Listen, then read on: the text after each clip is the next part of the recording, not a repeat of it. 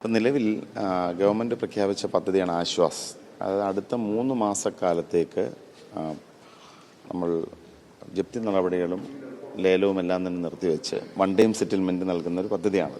അത് നിരവധി മനുഷ്യർക്ക് അത് ആശ്വാസം പകരുന്നുണ്ട്. കാരണം ഞാൻ മന്ത്രിസഭയിൽ ചുമതല ഏറ്റെടുത്തതിന് ശേഷം ഏറ്റവും കൂടുതൽ അപേക്ഷകൾ വന്ന ഒരു വിഷയം ഇത്തരത്തിൽ ജപ്തി നടപടികൾ നിർത്തിവെക്കുക എന്നുള്ളതായിരുന്നു.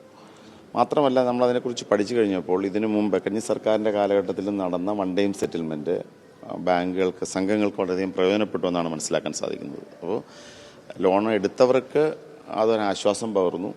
സംഘങ്ങളെ സംബന്ധിച്ച് അവർക്ക് കിട്ടാതിരുന്ന കടം തിരികെ ലഭിച്ചു. അപ്പോൾ 2 തരത്തിലും ഗുണകരമായതുകൊണ്ടാണ് അത്തരമൊരു തീരുമാനമെടുത്തത്. അത് വളരെ നന്നായി തന്നെ മുന്നോട്ട് പോകുന്നുണ്ട്.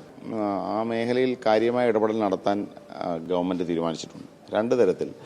ഒന്ന്, സംഘങ്ങളെ ശക്തിപ്പെടുത്തണം. സംഘങ്ങളെ ശക്തിപ്പെടുത്തുന്നതിനെ സംബന്ധിച്ച് റിവൈവൽ പദ്ധതികൾ, സംഘങ്ങളുടെ പുനരുദ്ധാരണ പദ്ധതികൾ വളരെയധികം ശക്തിപ്പെടുത്താനുള്ള തീരുമാനമുണ്ട്. അത് സഹകരണ വകുപ്പ് തന്നെ അതുമായി ബന്ധപ്പെട്ട ഒരു പ്രിപ്പറേഷനിലാണ്. ഞങ്ങളത് വൈകാതെ പ്രഖ്യാപിക്കും. 2, ഡിപ്പോസിറ്റേഴ്സിനെ സംബന്ധിച്ച് അവർക്ക് അവരുടെ പണം തിരികെ ലഭിക്കുക എന്നത് ഈ ഗവൺമെൻറ്റിൻ്റെ നയമാണ്. ഗവർണറുടെ നയപ്രഖ്യാപനത്തിൽ തന്നെ സർക്കാർ ആ കാര്യം വ്യക്തമാക്കിയിരുന്നു. അതുമായി ബന്ധപ്പെട്ടുമുള്ള പ്രവർത്തനങ്ങളും കൃത്യമായ രൂപകൽപ്പനയോടെ ദീർഘകാലാടിസ്ഥാനത്തിൽ ആ വിഷയത്തിന് നിക്ഷേപകർക്ക് അവരുടെ പണം തിരികെ ലഭിക്കാൻ ആവശ്യമായ നടപടികളും സ്വീകരിക്കും. സർക്കാരിൻ്റെ ഭാഗത്തുണ്ടാവും. അത് സത്യത്തിൽ എക്സൈസ് വകുപ്പല്ലേ കൃത്യമായ ഒരു ഇടപെടൽ നടത്തി കൂടുതൽ ലഹരി പിടിക്കേണ്ടത്? അവർക്കല്ലേ അതിന്റെ ഉത്തരവാദിത്തം കൂടുതൽ? നിങ്ങൾ അങ്ങനെ ഒരു പദ്ധതി പ്രഖ്യാപിച്ചതായി കാണുന്നില്ല. അങ്ങനെ എന്തെങ്കിലും പദ്ധതി ഉണ്ടോ? സർക്കാർ ഇതുമായി ബന്ധപ്പെട്ട് നിലവിലുണ്ടായിരുന്ന, അതായത് ഓപ്പറേഷൻ തണ്ടർ എന്ന പേരിൽ നിലവിൽ തുടർന്നു വന്നിരുന്ന പദ്ധതി വളരെ കാര്യമായി തന്നെ എക്സൈസ് മുന്നോട്ട് കൊണ്ടുപോകുന്നുണ്ട്. ഇപ്പോൾ കഴിഞ്ഞ ദിവസങ്ങളിലൊക്കെ തന്നെ വലിയ തോതിൽ ഹാഷിഷ് ഉൾപ്പെടെയുള്ള ലഹരി പദാർത്ഥങ്ങൾ പിടിക്കുന്ന എക്സൈസ് ഇതുമായി ബന്ധപ്പെട്ട് വളരെ മികച്ച രീതിയിലുള്ള നിരവധി കേസുകൾ രജിസ്റ്റർ ചെയ്യപ്പെട്ട് വളരെ ശക്തമായി തന്നെയാണ് മുന്നോട്ട് പോകുന്നത്.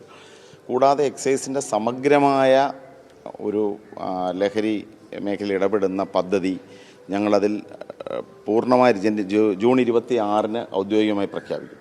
അതായത് നിലവിൽ എക്സൈസിൻ്റെ പ്രവർത്തനങ്ങൾ എൻഫോഴ്സ്മെൻറ്റ്, അവെയർനെസ്, ഡി അഡിക്ഷൻ ഇത്തരത്തിലാണ്. അപ്പോൾ എൻഫോഴ്സ്മെൻറ്റിൻ്റെ കൂട്ടത്തിൽ വിമുക്തി മിഷൻ്റെ ആഭിമുഖ്യത്തിലുണ്ടാകുന്ന ഡി അഡിക്ഷനും അവെയർനെസ്സും ഡി അഡിക്ഷനുമാണ് നിലവിലുള്ളൊരു പ്രവർത്തന രീതി.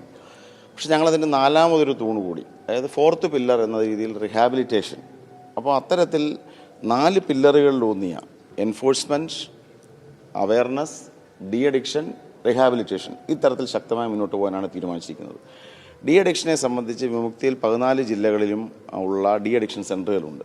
അത് 66 താലൂക്ക് ആശുപത്രികൾ കൂടി വ്യാപിപ്പിച്ച് കൂടുതൽ ശക്തമായി മുന്നോട്ട് പോകാനുള്ള തീരുമാനത്തിലാണ്.